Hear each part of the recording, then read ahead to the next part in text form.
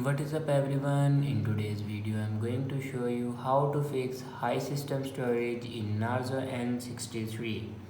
So watch this video carefully and follow every step as I am showing in video, and don't forget to subscribe the channel.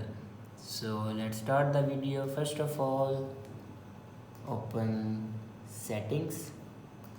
In settings, scroll down and here you can see the option system and update. Now click on it and then click on software update.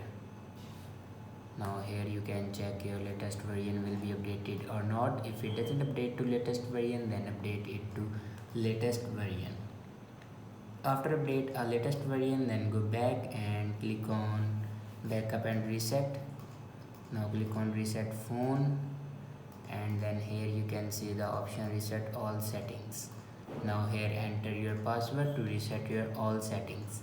After reset all the settings, then go back and click on erase all data. Now here enter your password to erase all data.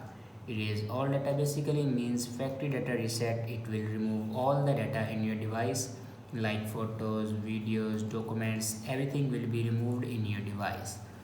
After doing these steps, your problem will be fixed. If it doesn't fix your problem, then restart your device.